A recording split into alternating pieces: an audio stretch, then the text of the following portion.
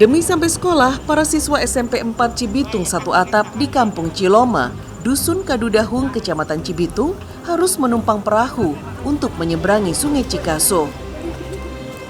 Per hari, anak-anak harus membayar Rp1.000 sebagai pengganti bensin. Sedangkan para guru bergantian membayar Rp20.000 per hari. Kalau lagi hujan terus airnya deras, nggak bisa lewat gimana? Ya nggak ke sekolah. Nggak ke sekolah? Libur?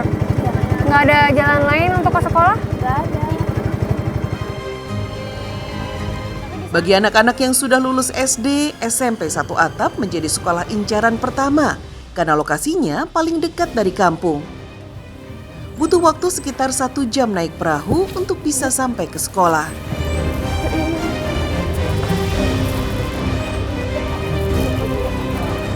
Bismillahirrahmanirrahim.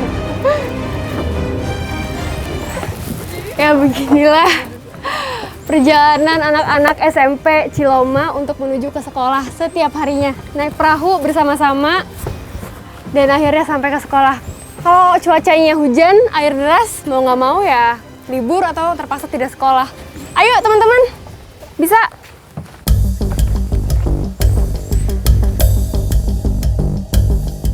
Sayangnya, tidak semua siswa bisa terangkut perahu. Mereka yang tertinggal harus bertaruh nyawa, berenang menyeberangi Sungai Cikaso yang berarus cukup deras. Ali, Yusuf, Rado, dan Abdul harus memasukkan baju seragam dan tas sekolah mereka ke dalam plastik agar tidak basah saat dibawa berenang. Plastik yang diikat hingga mengembang sekaligus bisa menjadi pelampung saat menyeberangi sungai berkedalaman 8 hingga 10 meter ini.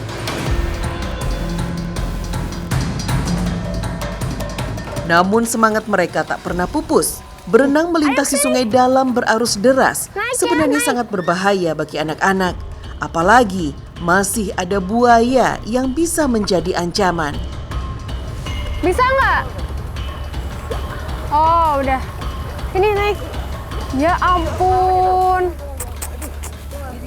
Sini kamu, sini kamu. Kalian ini pada berenang. Hei, sini. Kalian pada berenang ini. Dari rumah. Ya ampun, sini dulu. Basah semua. Ini apa nih yang dibawa? Tasnya. Kenapa berenang? Kenapa nggak naik perahu? Ketinggalan perahu. Nggak takut ada buaya? Enggak, udah biasa ya? Beginilah perjuangan dan semangat anak-anak SMP Ciloma. Walaupun ketinggalan perahu, tapi mereka tetap semangat untuk berenang. Walaupun harus menyeberangi sungai sepanjang kurang lebih 70 meter dengan kedalamannya 8 meter. Luar biasa, menantang maut, tapi demi berjuang sekolah, mereka tetap semangat. Ya, tetap semangat sekolahnya? Ya. Oke, ganti baju dulu sekarang deh, basah semua nih. Yuk! Terbatasnya jaringan internet membuat selama masa pandemi COVID, para siswa belajar berkelompok dengan sistem luring atau luar jaringan. Para guru pun harus mendatangi para murid untuk membantu mereka belajar. Ini akses mungkin ya, akses harus ekstra lah. Tapi anak-anaknya kalau dilihat dari itu lebih semangat di sini. Jadi ketika ngajar itu respon anak itu lebih dari yang di perkotaan lah. Semangat ya. Semangatnya gitu. Mayoritas warga Dusun Ciroyom hidup sebagai petani. Untuk menambah penghasilan, ibu-ibunya mencari pandan laut untuk bahan kerajinan.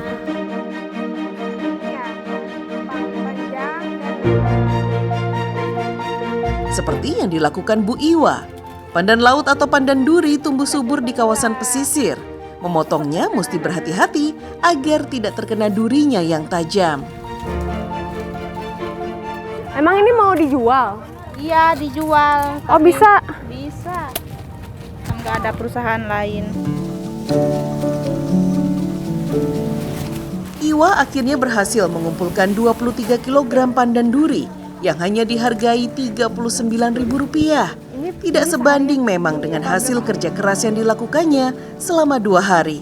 Tapi Iwa tetap bersyukur. Tidak hanya menampung pandan laut, pengepul juga menerima gula kelapa buatan warga. Setiap minggu, setidaknya 2 kuintal gula kelapa dijual ke pasar yang jaraknya sekitar 30 km dari dusun.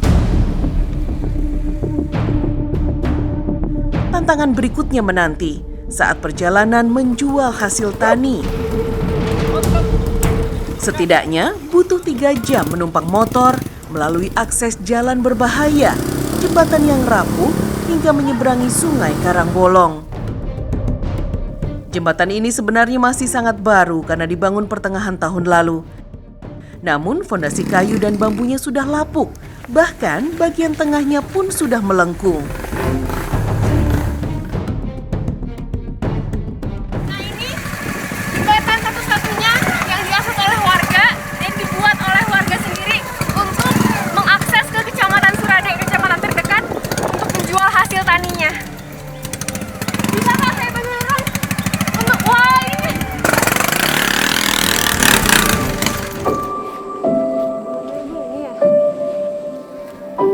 Esa sehari-hari bekerja serabutan, apapun dilakukannya agar bisa makan. Tren tanaman hias selama pandemi COVID-19 membawa berkah tersendiri bagi Esa. Maklum saja, di sekitar rumahnya tumbuh berbagai jenis tanaman keladi hias. Esa lalu mengumpulkannya untuk dijual. Ibu, ini daun apa ini, Bu? Daun sirsak Daun sirsak buat apa?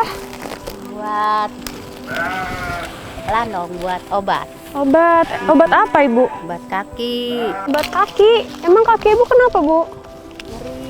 Oh, nyeri. Belum lama ini Esa terjatuh saat hendak menaiki tebing. Akibatnya kaki Esa bengkak, nyerinya bahkan tak kunjung hilang. Esa sebisa mungkin mengobatinya dengan ramuan herbal. Nah, ini rebusan daun alpukat dan juga daun sirsak. Ini untuk meredakan nyeri ya, Bu ya. Juga buat kesehatan Ibu juga. Ya, sok.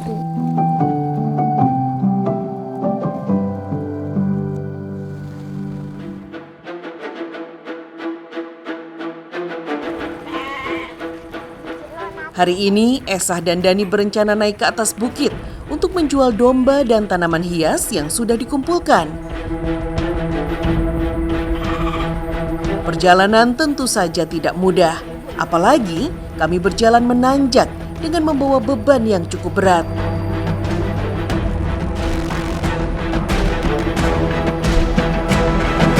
Dani memanggul dombanya di atas pundak. Perlahan namun pasti Dani berjalan melewati jalur setapak yang terjal dan licin. Sebenarnya, tanpa membawa beban saja, perjalanan ke atas sudah sangat berbahaya. Apalagi ditambah dengan menggendong domba.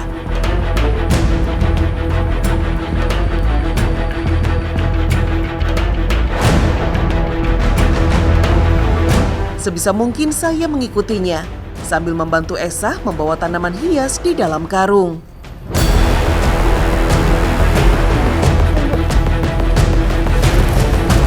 Saya betul-betul nggak bisa bayangin, Bu, kalau Ibu yang sendirian ngangkat ini.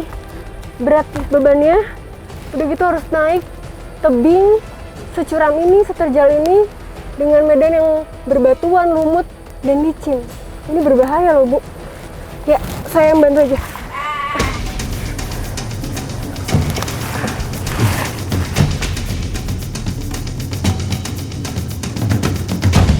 Meski dengan rasa nyeri di kakinya, Esa terus berjalan. Ia tidak tega membiarkan Dani berangkat sendirian.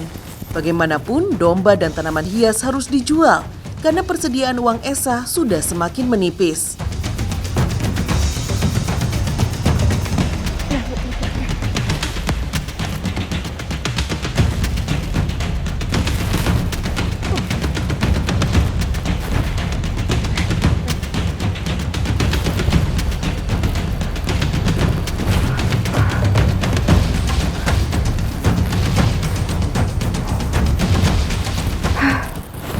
Habisin napas.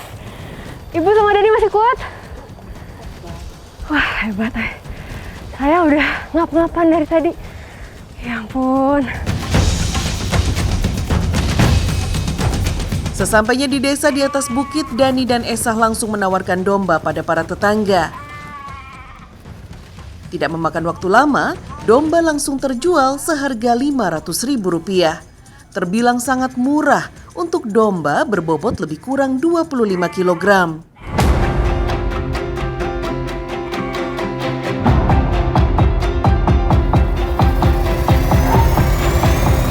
Untuk menjual tanaman keladi hias, kami berjalan agak jauh ke tepian jalan raya.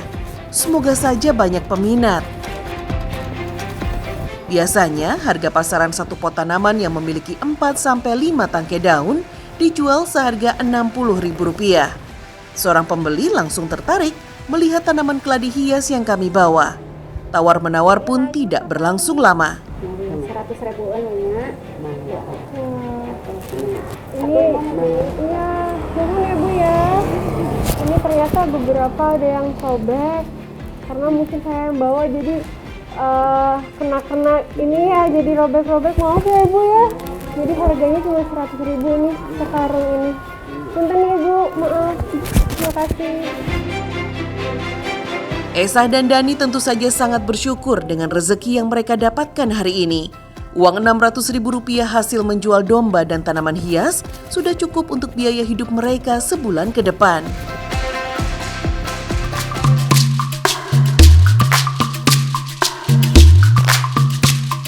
Hanya berjarak 200 km dari megahnya ibu kota, ternyata masih ada ratusan warga yang merana, jauh dari kehidupan sejahtera dan kehidupan yang layak.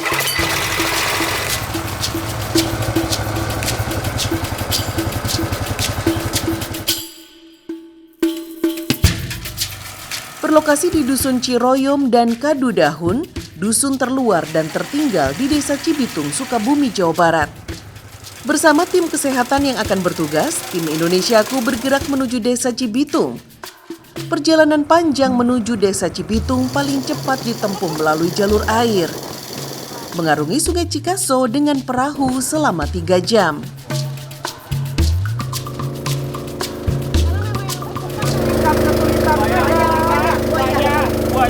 Buaya Ibu Bapak.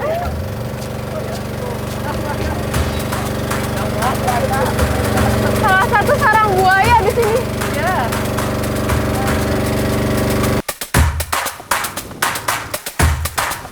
Lepas 2 jam kami menyusuri Sungai Cikaso, perahu kami kandas karena kondisi perairan yang dangkal. Kami pun terpaksa turun dan mendorong perahu.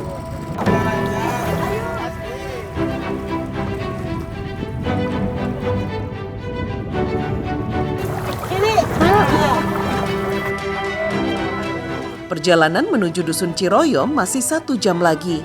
Bila air terus surut, maka kami semua harus berjalan kaki sampai ke dusun hingga berjam-jam lamanya. Akhirnya kami pun sampai di tepian sungai, akses masuk ke Dusun Ciroyom.